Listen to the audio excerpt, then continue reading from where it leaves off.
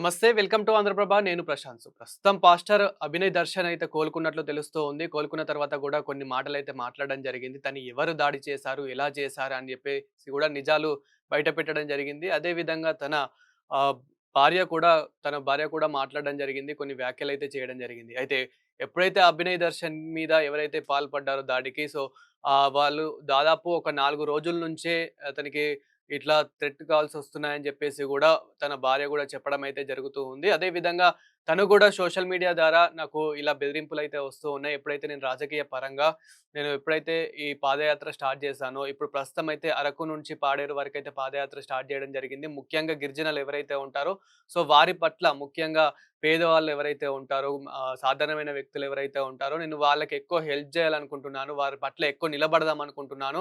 ముఖ్యంగా మెయిన్ క్రిస్టియన్స్‌కి గూడా నేను ఒక అండగా నిలబడదాం అనుకుంటున్నా అని చెప్పేసి గూడా తను సోషల్ మీడియా ద్వారా గూడా ఎన్నో వీడియోస్ చేయడం గానివ్వండి, అదే విధంగా పాదయాత్ర వీడియోస్ గానివ్వండి, అతను రాజకీయ పరంగా గూడా నేను ఎదుగుదాం అనుకుంటున్నాను. ప్రజల పట్ల నేను ఉందాం అనుకుంటున్నా అని చెప్పేసి గూడా తన వీడియోస్ అయితే మనం సోషల్ మీడియాలో ప్రత్యేకంగా చూస్తూనే ఉన్నాం. అయితే ఇదే క్రమంలో కొందరికి గుర్తు తెలియని దుండగులు ఇప్పటికి గూడా అదే చెప్తున్నాడు. వాళ్ళు మాస్కులు కట్టుకొని అంటే వాళ్ళు స్కార్ఫ్‌లు ఇవన్నీ కట్టేసుకొని వచ్చేసి అనవసరంగా నన్ను కొట్టారు అని జెప్పేసి గూడా చెప్తూ ఉన్నాడు. చాలా దారుణంగా కొట్టారు అని జెప్పేసయితే ఇప్పుడు కోలుకొని చెప్పడం అయితే జరుగుతుంది. అయితే ఇదొచ్చేసి గూడా మనకి అల్లూరు జిల్లా జీకే వీధి మండలం జర్రల గ్రామంలో అయితే జరగడం అయితే జరిగింది. అయితే అక్కడ ఆ సమీపంలో అతను వెళ్తున్న సమీపంలో కార్‌ని అడ్డుకొని అంటే పగడ్బందీగా ప్లాన్ చేసి మరీ ఇతన్ని అయితే దారుణంగా కొట్టడం జరిగింది అంటూ గూడా ఇతనే కాదు అక్కడ ఉన్న ఎవరైతే స్థానికులుంటారో వారు గూడా చెప్పడం అయితే జరుగుతుంది.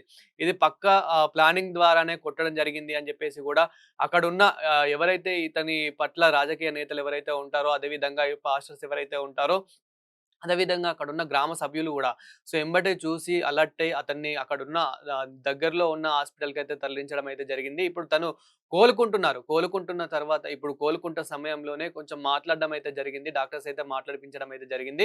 అయితే ఇదే క్రమంలో తను నిజానిజాలు గూడా చెప్పడం జరిగింది. ఇప్పుడే కాదు నాకు గతంలో నుంచే దాదాపు ఇంకా వారం రోజుల క్రితం నుంచే నాకు ఇలాంటి థ్రెట్ కాల్స్ వస్తూ ఉన్నాయి. ఇంకా వేరే వేరే వాళ్ళు గూడా నన్ను బెదిరిస్తూ ఉన్నారు. కొందరు గుర్తు తెలియని వాళ్ళు గూడా ఎవరో తెలీదు. వాళ్ళు గూడా నాకు కాల్స్ చేస్తూ ఉన్నారని జెప్పేసి గూడా చెప్తూ ఉన్నారు. ఇదే క్రమంలో మనకి గతంలో గూడా జూస్తాము. పాస్టర్ ప్రవీణ్ హత్య కేసు గూడా మనం ప్రవీణ్‌ది ఏ విధంగా జరిగింది, ఏంటి అనేది గూడా మనమైతే జూసాము. అప్పుడు గూడా క్రిస్టియన్స్‌కి మాకు అండగా ఎవరు లేరు. క్రిస్టియన్స్‌కి అసలు ఎవరు చూసుకోవట్లేదు అని జెప్పేసి గూడా ఇలాంటివి న్యూస్ గూడా మళ్ళీ బయటకు రావడం అయితే జరుగుతుంది తెరపైకి.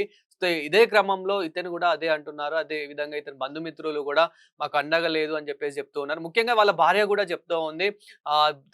వాళ్ళ భార్యకి గూడా ఇతను షేర్ చేసుకోవడం జరిగింది. అంటే మాకు 4 రోజుల క్రితమే చెప్పడం జరిగింది. ఇలా నాకు కొంచెము బెదిరింపు కాల్స్ వస్తూ ఉన్నాయి.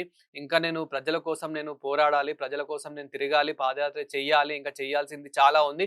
ఇంటికి రావడానికి గూడా నాకు 4, 5 రోజులు టైం పడుతుంది అని చెప్పేసి గూడా వాళ్ళ భార్య గూడా మీడియా ద్వారా అయితే చెప్పడం జరిగింది. అదే విధంగా తన ఇంకా ఇప్పుడు ఎవరైతే తన కుటుంబ సభ్యులు గానివ్వండి, బంధుమిత్రులు గానివ్వండి, వాళ్ళు గూడా కొంచెం భయాందోళనకి గురయ్యారని చెప్పుకోవాలి.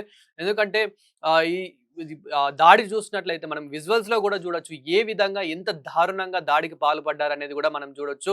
ఆ కారుని ధ్వంసం జేసి, ఆ కారు అద్దాలు పలుగ్గొట్టి మరీ అతన్ని బయటకు లాక్కెళ్ళిన విజువల్స్ మనం జూస్తూ ఉన్నాము. అయినప్పటికీ అక్కడ కారులో ఎవరైతే ఇంకా మిగతా వ్యక్తులున్నారో వాళ్ళు ఎనకాల ఉండి మరి వాళ్ళు ఫోటోస్ గానివ్వండి, వీడియోస్ గానివ్వండి, ఆ వీడియోస్ రూపంలోనే వాళ్ళు ఏ విధంగా దాడికి పాల్పడ్డారనేదైతే మనం జూస్తూనే ఉన్నాము. ఎంత దారుణంగా ఆహ్, పాల్పడ్డారనేదైతే మనం జూస్తున్నాం. అతన్ని ముఖ్యంగా అంటే హత్య చేసేందుకే ప్రయత్నించారు అని గూడా మనకు అర్థమైపోతుంది. ఆ విధంగా వాళ్ళు దాడి చేసిన విజువల్స్ గూడా మనం జూస్తూ ఉన్నాము. ఏ విధంగా కొట్టారో అతనికి రక్తాలొచ్చేలాగా మరీ అంటే ఒక కక్షపూర్వితంగానే కానీ ఇది ఒక రాజకీయ పరంగా జరిగిందా? లేదంటే ఒక కులమత విభేదాల వల్ల జరిగిందా? ఎవరు చేశారు? ఎందుకు చేశారని చెప్పేసి గూడా అక్కడున్న పోలీసులు ఎవరైతే ఉంటారో ఇప్పుడు ఆ అభినయ్‌ని గూడా కోలుకున్న తర్వాత అభినయ్‌ని గూడా విచారించడం అయితే జరుగుతూ ఉంది.